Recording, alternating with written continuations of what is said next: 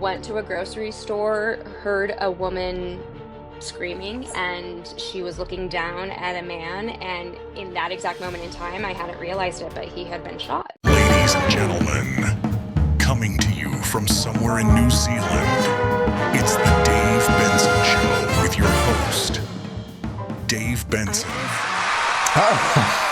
Thank you so much. Hey everyone, thanks for watching, thanks for listening, thanks for clicking or yelling at a smart speaker until it finally gave up and played this. Now, whether you tapped a link, got tricked by autoplay, or thought this was a live monkey dancing show where I wear maracas and sing songs that make those monkeys dance, I'm really glad you're here. And I know what you're thinking. How did I get here? Honestly, we all want to know that. It's probably the same way we all got here, though, by clicking one more thing. It's kind of like Pringles, but for your thumbs, you know? Anyway, what a week it's been. The content world has been buzzing louder than a TikTok ring light at a teenage sleepover. Let's start with the monologue. It's the monologue. First up, Philadelphia held a Scrapple sculpting contest. Now, Scrapple, if you're not familiar, is what happens when meat gets lonely and reinvents itself as an abstract art medium. The winner carved an entire football play out of it, the Eagles tush push, which oddly feels on brand. I don't know what's more Philly than turning meat paste into art, or naming it after butts. In Chicago this week, there was a sidewalk rat imprint that went viral. It turned out to be a squirrel. Scientists examined the cement and then outlined it like it was the Shroud of Turin. After intense measurement, they declared, "That's not a rat. That's far too elegant. That's a squirrel." Chicago immediately renamed it the Windy City Sidewalk Squirrel, which is quite annoying for me because that's also the name of my jazz fusion band. In California, a guy just won the Pumpkin Way-Off with a 2,346-pound squash. That's the weight of a Fiat 500, but with less legroom.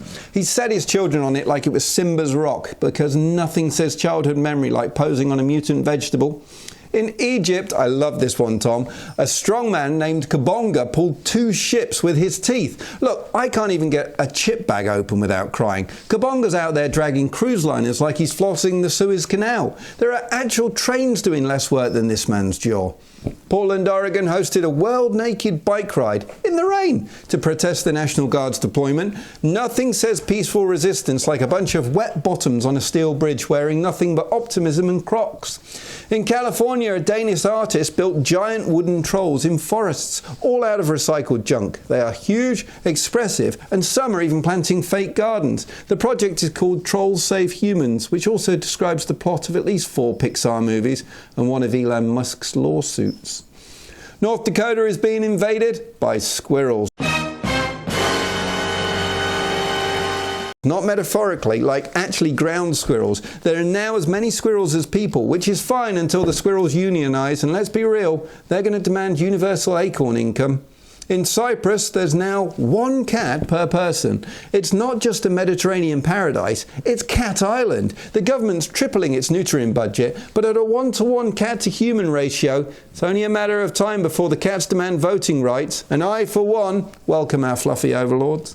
In Russia, this is great, Tom, Arctic polar bears have taken over an abandoned Soviet station. There are photos of them peeking out of windows like suburban dads checking if the Amazon guy left snacks. It's the perfect Cold War metaphor. Humans leave, bears move in, nobody pays the rent. And finally, in Ghana, funerals are fabulous. People are getting buried in fantasy coffins shaped like Coke bottles, lions, fish, even aeroplanes. Because if you're going to go glam. Personally, I'd like to be buried in a giant AirPod case, preferably with Spotify still connected. Let's kick into the YouTube news. YouTube has decided to give banned creators another shot. Yeah, that's right. If you were kicked off for being offensive, you just might be allowed back. It's like YouTube finally realized karma takes too long, so now it's giving everyone parole who's got that ring light. Next up, TikTok introduces third strike and you're verified. YouTube went down globally for several hours and millions of people had to live in the real world. No cat videos, no mukbangs, just pure existential dread. YouTube issued a playback error, which in streamer language basically means, have you tried panicking? People were so desperate they tried watching videos on Bing. Bing! Guys, this is serious. Dan and Phil confirmed their relationship. Yes, the OG duo finally said that they've been together since 2009. Fans have been waiting for this moment since the era of dial-up and side-swept bangs. It's sweet, it's sincere, and it's the first time in history that the fandom collectively said, "Called it." NFL Sidelines YouTuber Destroying got engaged and worked the NFL Sideline broadcast in San Paulo. That's right, he went from kicking footballs to kicking it with Kurt Warner. Meanwhile, his fiancée posted her ring and half the internet went into full CSI mode, zooming in like it was a Zapruder film. Enhance, enhance. Ned Fulmer made his wrestling debut because when your career tanks over cheating scandals, the obvious next step is wrestling. He hit the AEW ring like, "I can explain," and he teamed up with guys named Serpentico and Angelico, which sounds less like wrestlers and more like Instagram filter options. A Korean YouTuber got jail time for real. 8 months for doxing people online. It's a reminder that vigilante justice is only cute in Batman movies. In real life, it's called prison. The judge basically said, "Thanks for your views, now go reflect behind bars." So have a look at the podcast news. You know what the podcast world needed? More streaming platforms. It's a good job Spotify and Netflix have teamed up to host video podcasts starting in 2026. So now you can listen to your favourite podcast, watch it, and completely forget what sunlight is. Also, YouTube's over here like, wait, wasn't that my thing? Apple's dropped a curated spotlight on Aussie podcasters with names like Shameless Media and Hugh, Josh and Ryan. It's like a Hallmark card with headphones. If Apple really wanted to support creators, maybe let them post a 2-minute of audio without a 45-page licensing agreement. Mark Macron's finally ended WTF after 1,686 episode. Mark finally hit the brakes with his final guest, Barack Obama, because once you've interviewed a former president, the only next step is interviewing your cat. Mark's microphone retired with him and was last seen sipping tea whilst reading The New Yorker. Sean Ryan's landed a $10 million podcast deal. Yes, you heard that right. $10 million. That's not a podcast deal. That's a Netflix series in a vineyard in Napa. He's working with Daylight Media now, which sounds like the evil twin of Nightline. Alex Cooper launches marketing agency. She's gone from podcast queen to brand whisperer, launching Unwell Creative because Healthy and Reasonable Creative was taken. Her first client is, wait for it, Google. The woman went from daddy gang to corporate exec in record time. Midday is now the peak time for podcasts. Yes, according to the Epson research, podcast listeners peaks from 10 a.m. to 2 p.m. Translation? No one's working anymore. We're all pretending to type while binging true crime and wondering if our co-workers could get away with murder. Podcast tools are leveling up. There's now a free AI-powered art generator for your podcast because your podcast isn't real until it has 17 versions of your face on a thumbnail with flames and Comic Sans. All right, time for the movie review. It's the 60-second movie review. Here's your 60-second movie review because you're too busy or too emotionally unavailable to watch trailers like normal people. Let's kick off with Tron Ares. So Jared Leto's back, and this time, he's glowing red. Still confusing though. It's a Tron sequel nobody asked for, but we're all pretending we understand the lore. The visuals slap, the plot's a neon fever dream, and the dialogue sounds like ChatGPT wrote a TED Talk. Would I join the grid? Yes. Would I understand what's happening? Not even a little. Next up, we've got The Roofman. Now, this is based on a true-ish story of a guy who lived on a fast food roof for months, which is what happens when landlords charge $2,000 for a closet. Think The Terminal, but with worse plumbing and more burgers. It's weird, funny, and you'll spend 90 minutes wondering, is this social commentary or just a guy who really loves fries? One battle after another, a war movie, but make it indie and emotional. It's gritty, human, and just when you think it's over, boom, another battle. Great performances, zero chill, and at least one shot of a soldier staring into the rain like it owes him money. Bring tissues, maybe a therapist. All right, that's your 60-second movie review. Okay, that's it. You're up to speed. Multiple stories, zero Trump, multiple squirrels, one man pulling boats with his mouth, and the emotional trauma of a sculpted scrapple. Don't forget to like, share, and subscribe, and send this monologue to your weirdest group chat. Now it's time to bring out our guest, someone who's doing serious work in the world of true crime advocacy and documentary storytelling. You're going to love this. Tom, let's roll these titles. I said I wanna see the Dave Benson show, and I can't stop and never gonna let it go. I said I but never gonna let it go.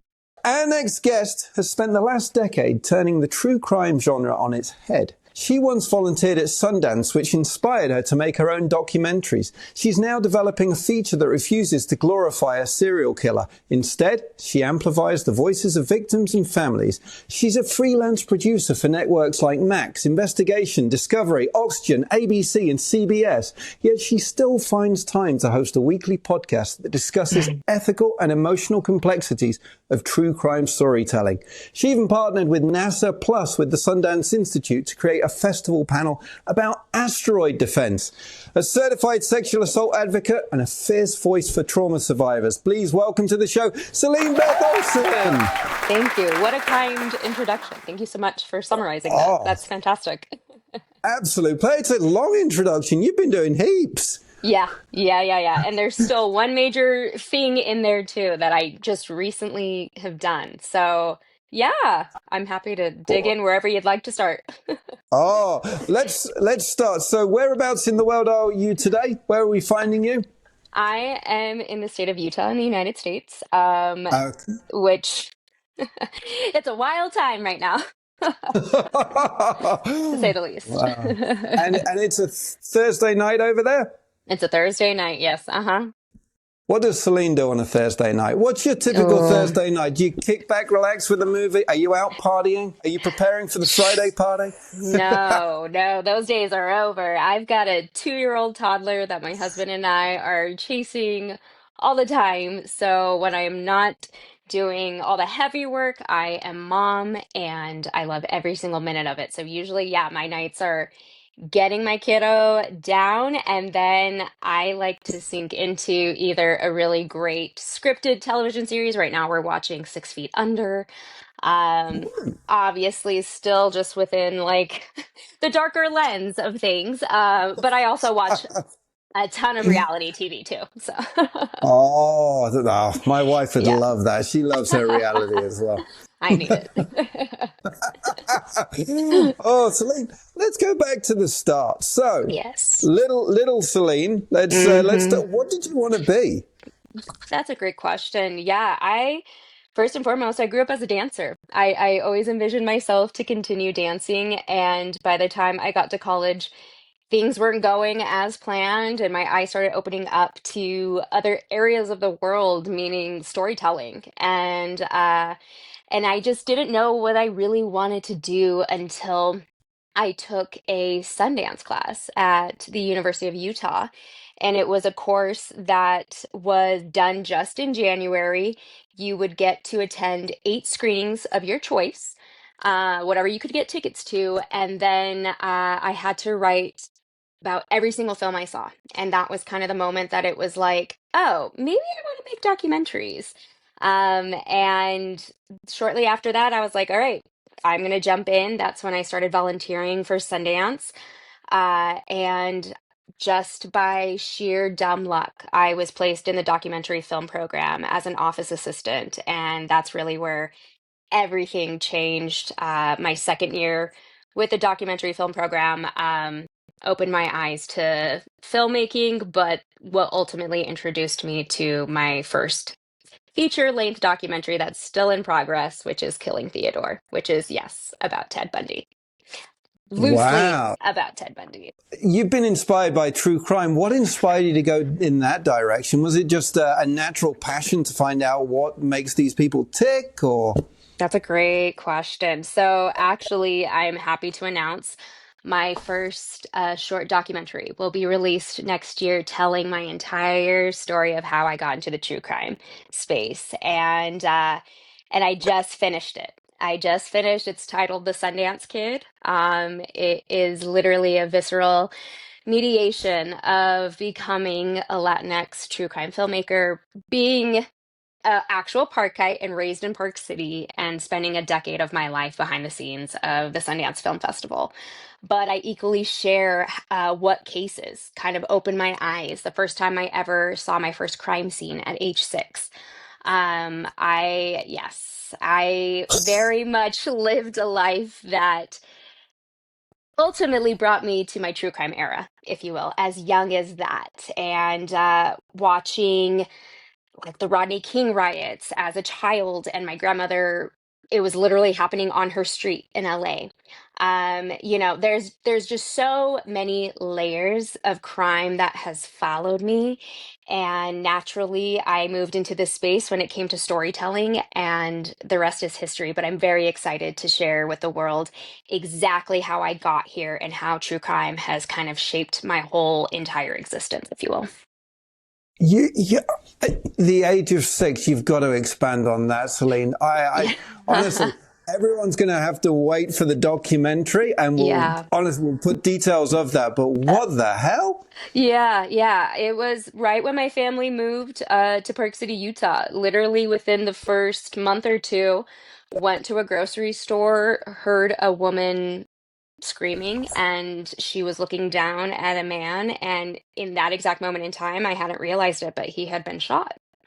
Um, and and I think rationalizing that in my head was very difficult, but I would eventually find myself starting to explore these themes and wanting to understand what was going on in the world. So I started watching America's Most Wanted, Unsolved Mysteries, and started digging into that as young as 6, 7 years of age. And then, full circle moment, I even got to work on In Pursuit with John Walsh later in my career. And so, again, it's just serendipitous, if you will, like in the weirdest way possible.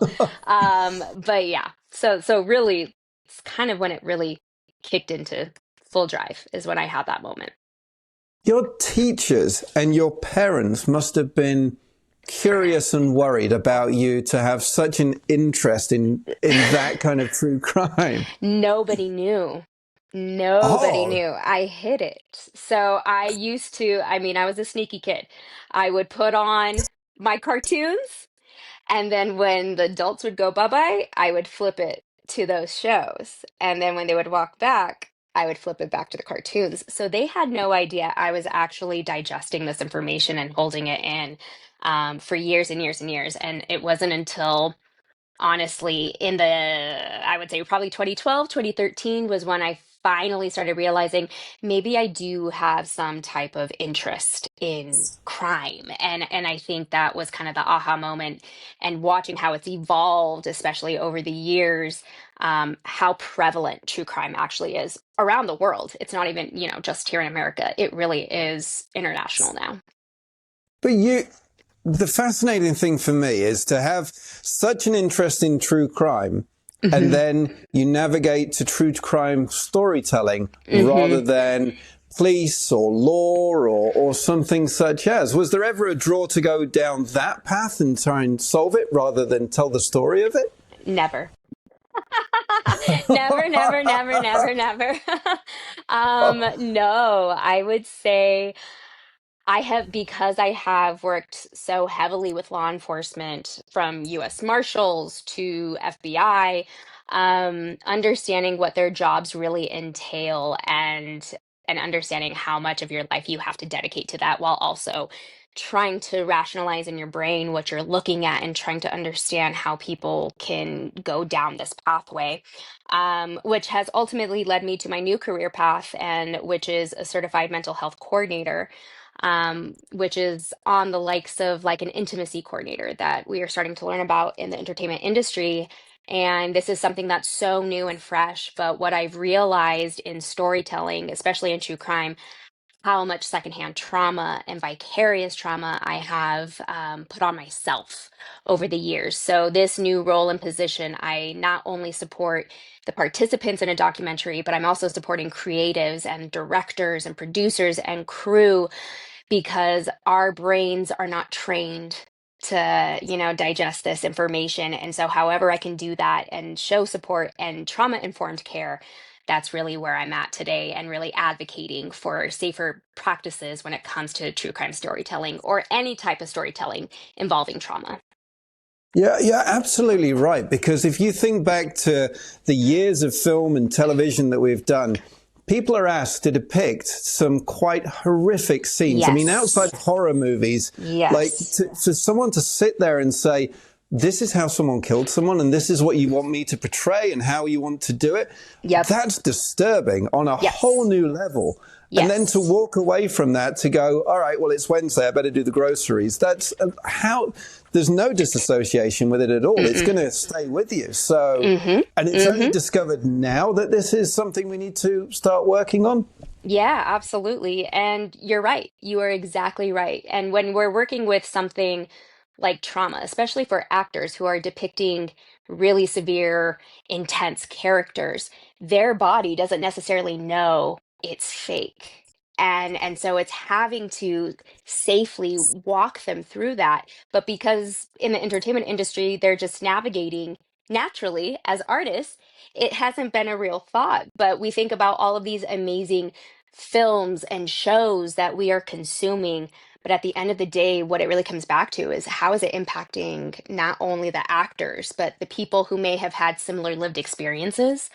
All those types of considerations and really coming from it in a really trauma informed fashion is something that I really hope just becomes a trend. And so I'm very excited to be a part of this coalition under the Association of Mental Health Coordinators, and it is global. My fellow cohort members, we are all around the globe, and it's really phenomenal to see the work that we are doing, and it's already being implemented. So even like as recent as The Last of Us, they used a mental health coordinator, Yellow Jackets, and so it really is starting. We're starting very small, but Yeah. we're hoping to expand over time. Hmm. Well, I'm gonna put all of the details right here, right now, so people can see Yes. that. But you've got me immediately thinking Hannibal, Dexter, Yes. all of Yes. those styles. That they're immediately Jack the Ripper. The amount of Hmm. variations I've seen on what that man did over the years, especially within the Yes. UK, Yes. horrific.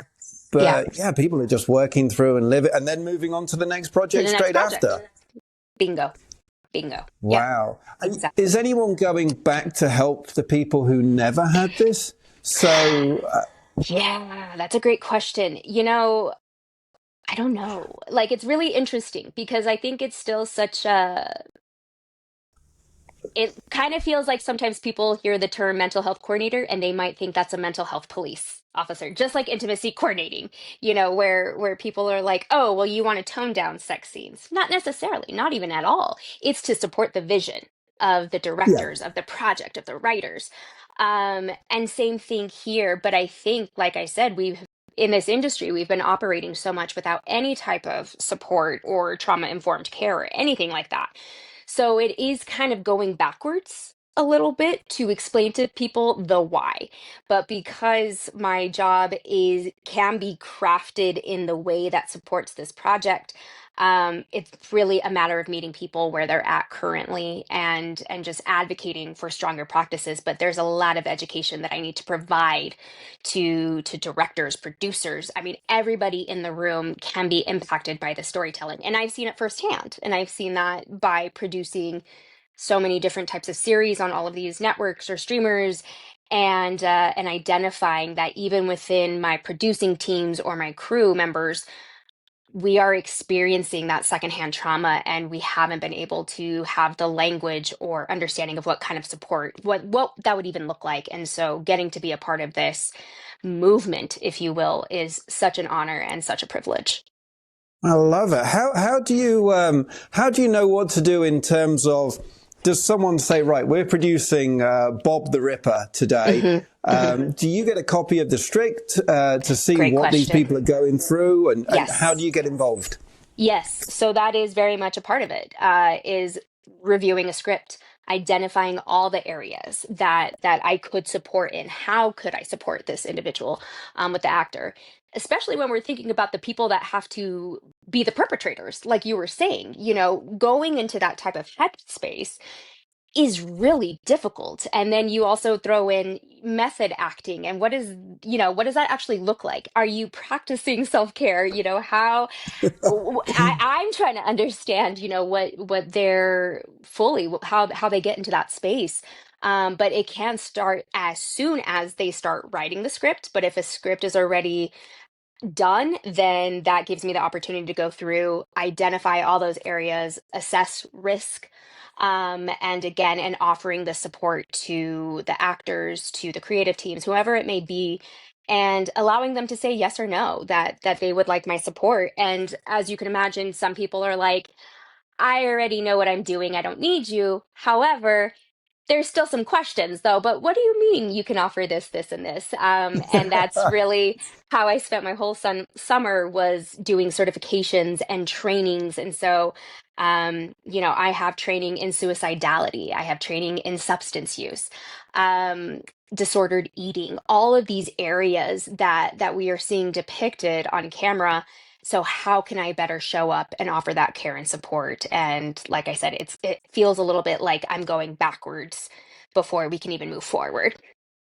It must be harder with some of the older actors who've been Yeah. doing this for 30 years and suddenly you show up on set and you're like, hey, let's talk about mental health. Let's talk about Yeah. how this will make you feel. And they're like, Yeah. I've done this for 20 years. I don't need you. You know what I Yep. mean? But they don't Yep. realize what they've processed. Exactly. And they don't realize too how I can better support, them in the long run, because I firmly believe once you have that care and someone offering that support to you, because I know it firsthand. I had a mental health coordinator on my short for this film because I had to do it in such a short span of time, and digging through trauma and sharing my trauma.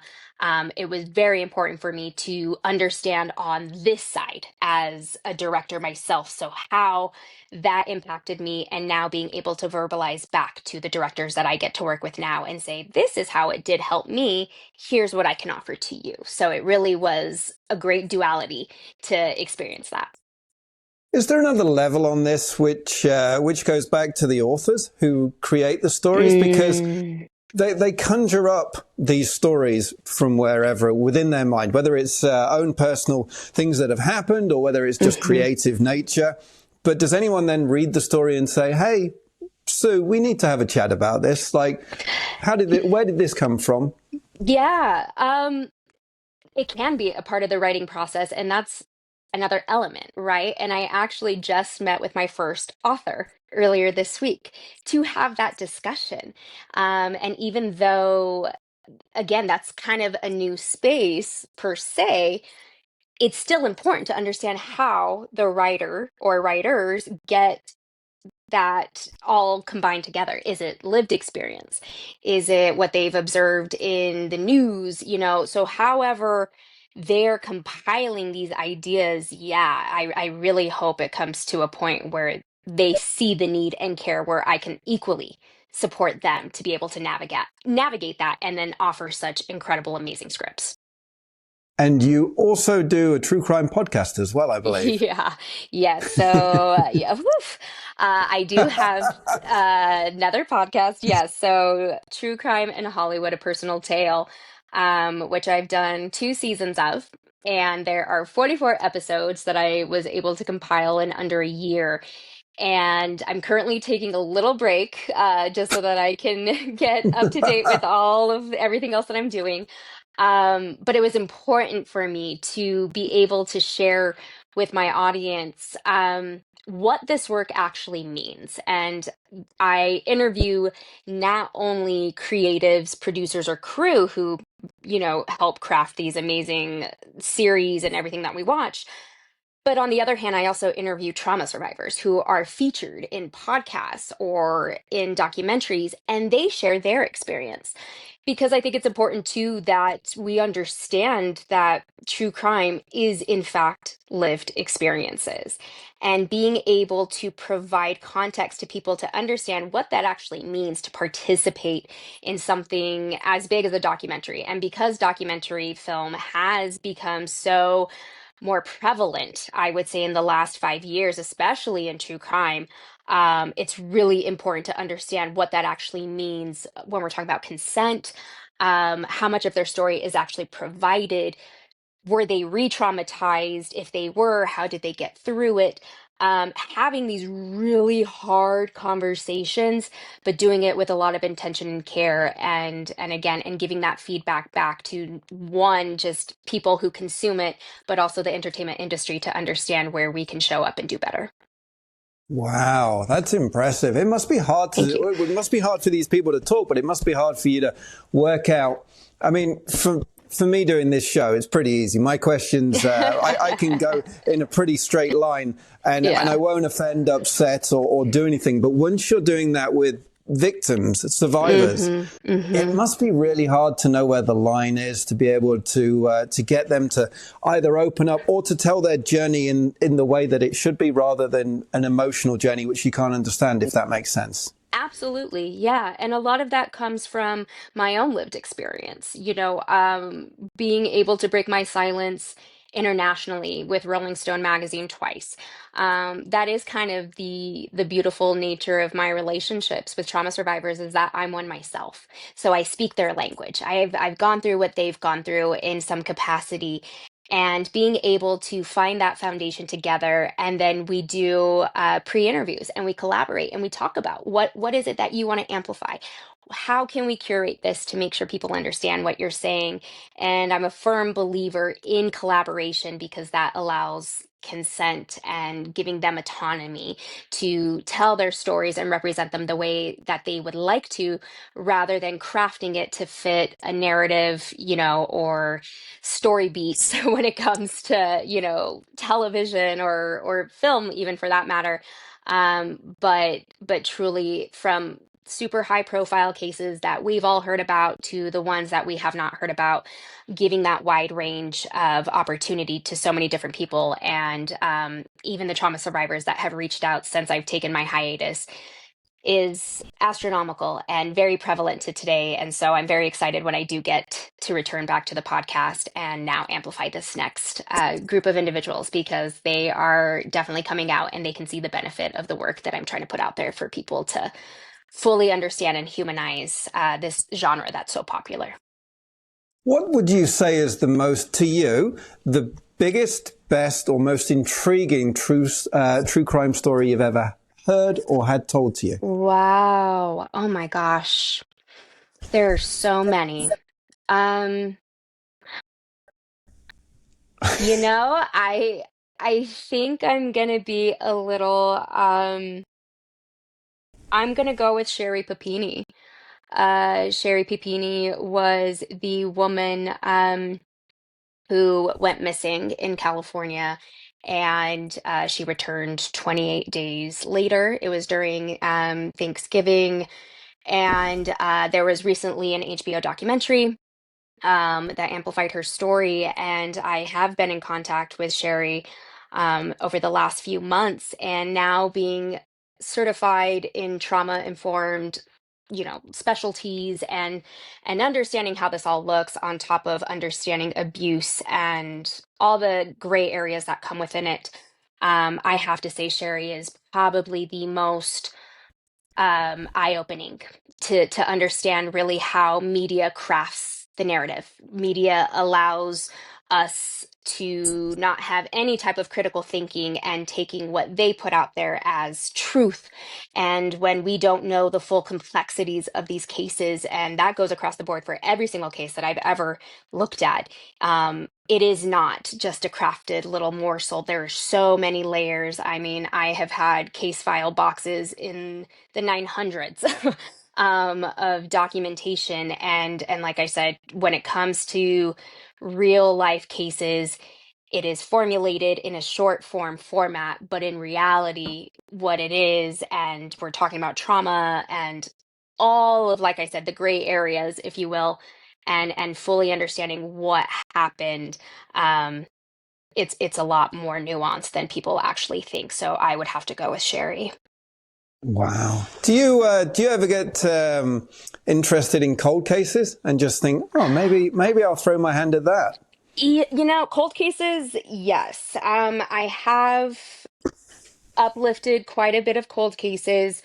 Um, but for me, they're so complex. There's a dear friend of mine, Bill Thomas. is an individual who's been in the media for decades at this point for his sister and her partner who were unalived. Um, and and this is a case that has been ongoing for decades and again could be attributed to a serial killer. And so it's really important for me to have people like Bill or Julie Murray, who is the sister of Mara Murray, um, come and talk about those things as well of dealing with cold cases, and I don't even want to say dealing, but living life with a cold case of your sister for both of them. Um, it's really, really hard and it's so difficult, but I applaud creators like Sarah Kalin, um, and who has done Why Can't We Talk About Amanda's Mom? She has the Misty Copsey case right now on her podcast with ID. But there are a lot of individuals like her who are doing the hard work and boots on the ground to uplift cold cases. But that's one area that it's a tough one, and it really hits and hurts in my heart.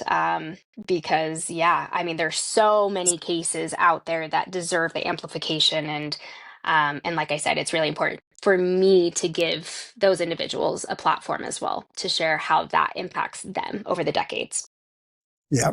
And you've also produced for Hulu, Oxygen, CBS, and many more. What do you think people don't realize about producing a true crime for a big network? I mean, it's Oh got to be a man. mammoth activity, right?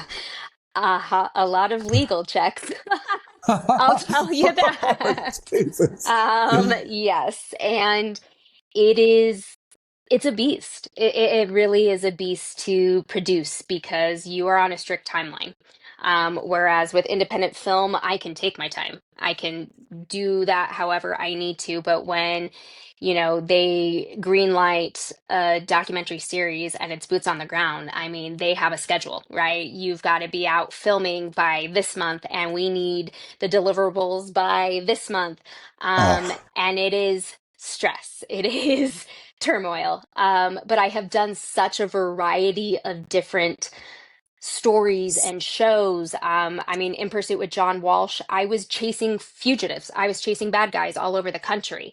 Whereas the Playboy murders, where, I am going in and digging into these cases both in present day and we're talking about decades ago as well, for the first season, and then something like The Real CSI Miami, where we're focused on forensic science and how some of these cold cases get solved, and the advancements of science is incredible. So operating in all these different types of stories while equally understanding how it all works, it's it's pretty impactful and it's incredible, but holy cow, it is so much work. So yeah, it's a lot. wow. Wow. Talking about the innovations of science, that must be so. With the DNA testing, and I'm sure there's a million other things I have no idea Yes. about, Yeah. starting to realize that these people who committed murders or did crimes back in, I don't know, God knows, any time before 2000, and Hmm. now, only now can we find out who they are, and they've lived a life, or they've got away with it, so to speak. Yes. That's horrifying.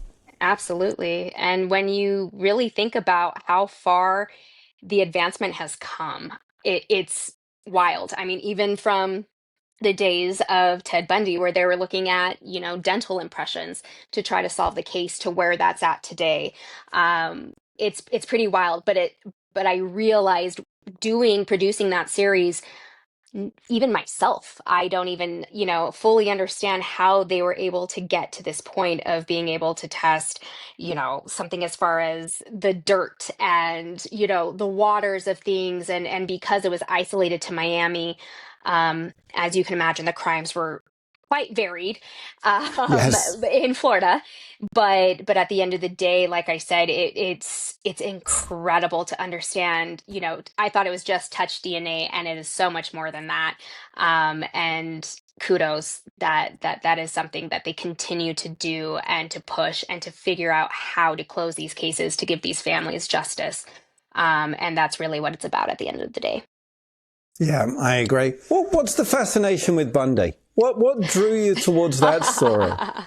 That will also be revealed in the Sundance Kid. Oh, okay. But needless to say, it was all because I read Anne Rule's book, The Stranger Beside Me.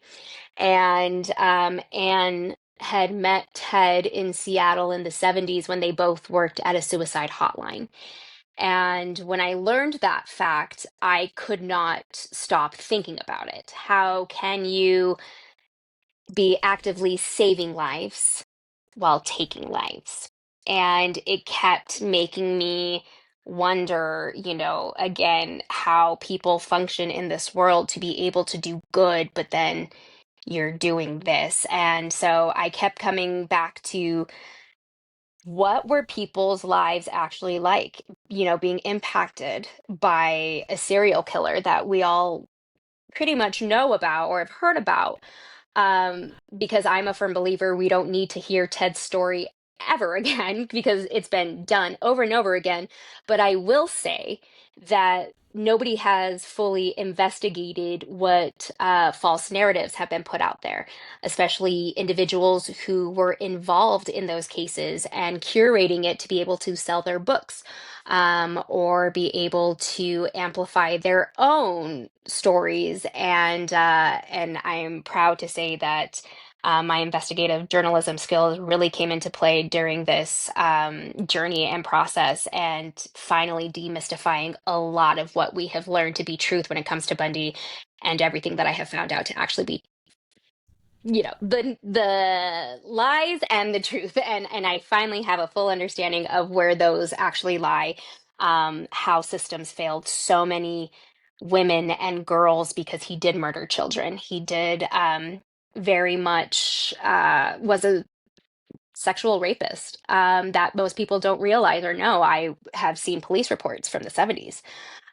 women going and reporting that Bundy was actually out assaulting women back in Seattle. So, to understand kind of the systemic failures in our country here in America, and finally unveiling that, and really understanding how the system was really benefiting him. And in the long run, it cost so many lives and so much trauma for so many people and the people that I sat down and interviewed. So I'm very excited to bring a completely different perspective. A lot of people think they know what this project is and they have no idea what's coming. Um, because, like I said, I firmly believe that The Sundance Kid is the prologue to my Bundy doc, and I'm very excited for people to understand a little bit of the why, but the full understanding of the why and of Ted Bundy and how it all came to be will ultimately be revealed in the feature length film. I am looking forward to that. I really am. Thank you. I always find it interesting when serial killers go dormant, and I only know this from TV. I'll be quite honest; I've got no experience whatsoever. But they're prolific in the years of X, Y, and Z, and then they go dormant because they have a family or they get Yes. married, and I'm like, how does that suddenly change in someone's head from whatever power game or insightfulness made them do that to suddenly say, well, I'm all right now. I'm just going to go down here. Right. Yeah. And I honestly, doing this project and meeting so many different people from different phases of his life, I had people who loved him, who shared really beautiful memories with Ted. And as you can imagine, it was a little hard for me to reconcile that they're sharing these really beautiful stories with me, but I know what's going on over here. And again, and it's the complexities, understanding that everything is not black or white, understanding how he was able to use his power, his ability to kind of be a shapeshifter, and then ultimately also spending about a year with his personal belongings, is something that I have opened up about over the years. And I was,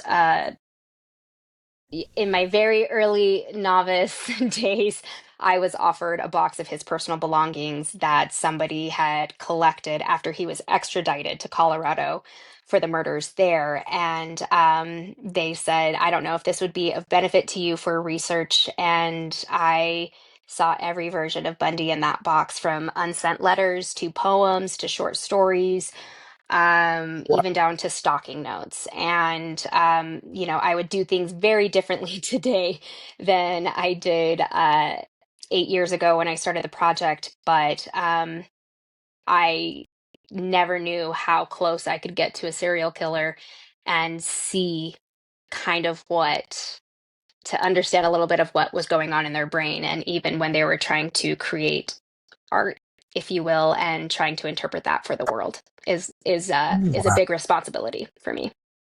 And did you have, I mean, we talked about mental health earlier, but did you have the right mental health support at that time to go through and say what you're dealing with, how to interpret it and how to separate from it when you come out? Yeah. Yeah, that's the message in The Sundance Kid, is ultimately what that did to my mental health, how it impacted me, how I was living with secondhand and vicarious trauma.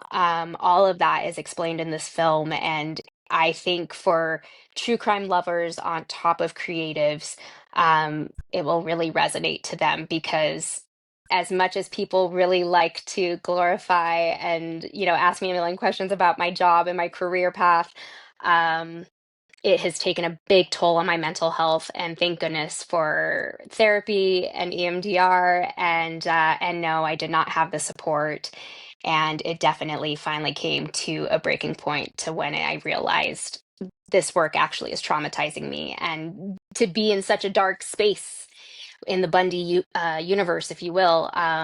Yeah, not having that support was really difficult, but I'm happy to share that I will be utilizing two mental health coordinators upon returning back to finish this, because the need is vast. As much as I'm sharing with these actors who have been doing this for years.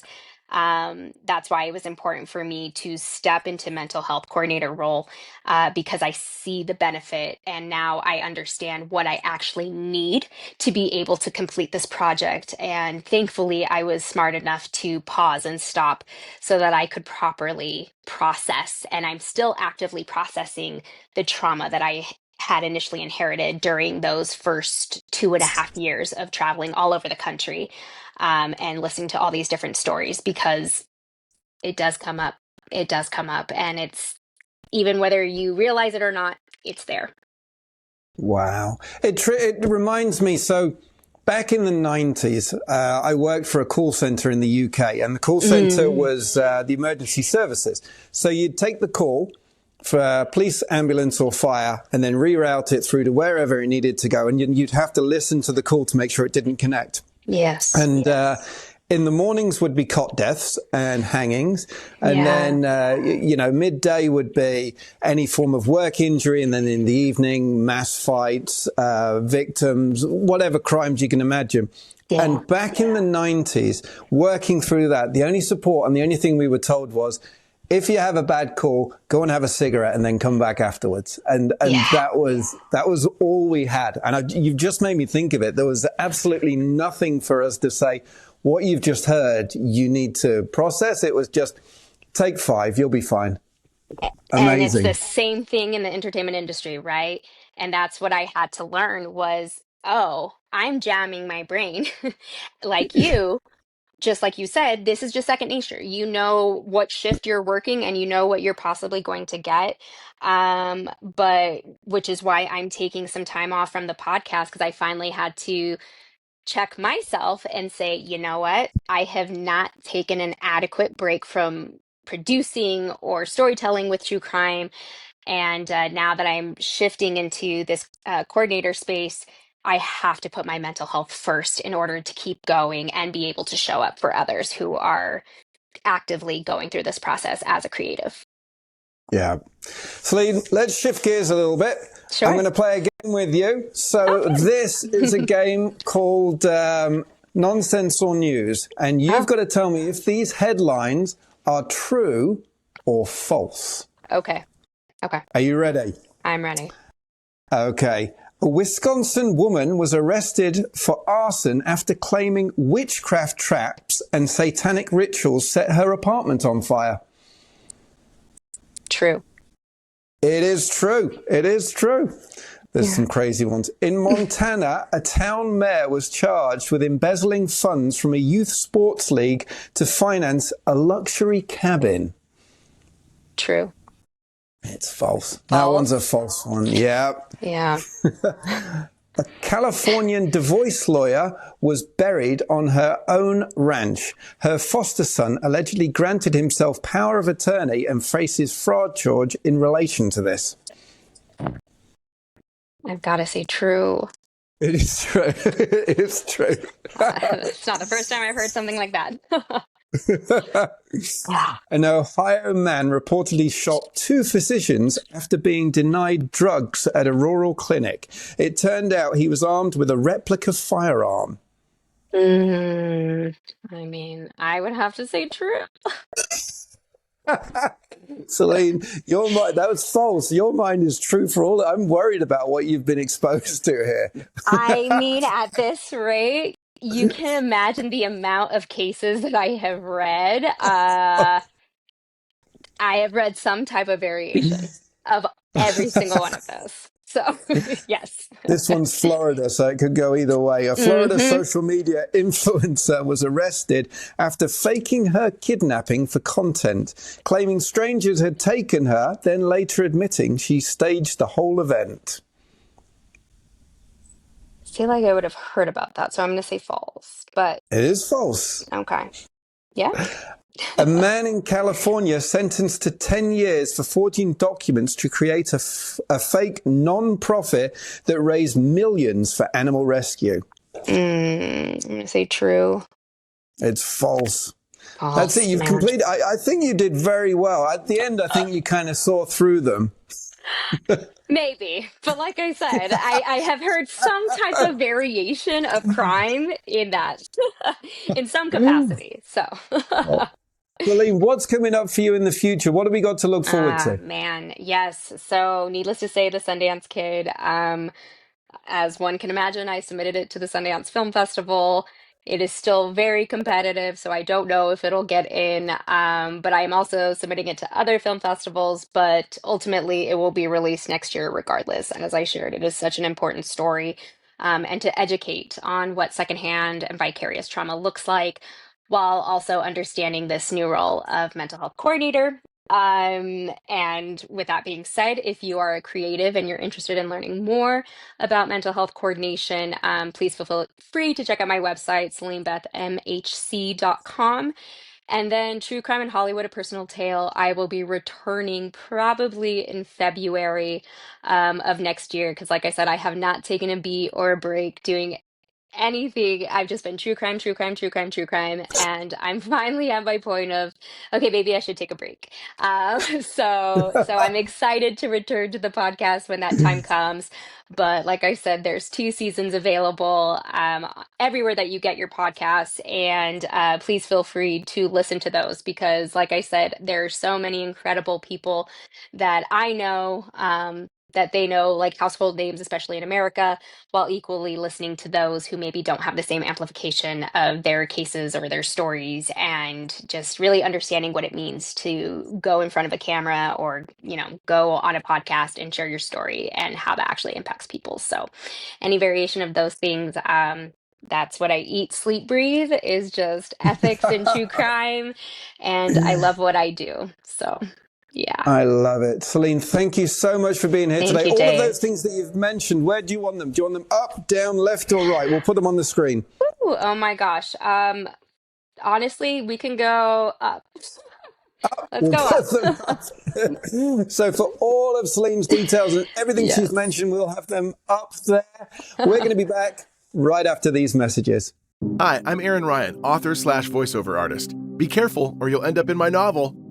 I am so excited to announce the release of my new series, Talisman, beginning with the first installment, Talisman Subterfuge, publishing Halloween 2025.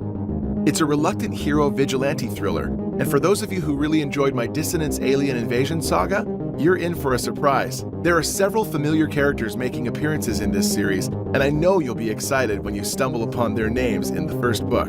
Get ready for Talisman Subterfuge, publishing October 31st, 2025. More information in the comments, or you can visit thetalismancometh.com. Thanks for looking.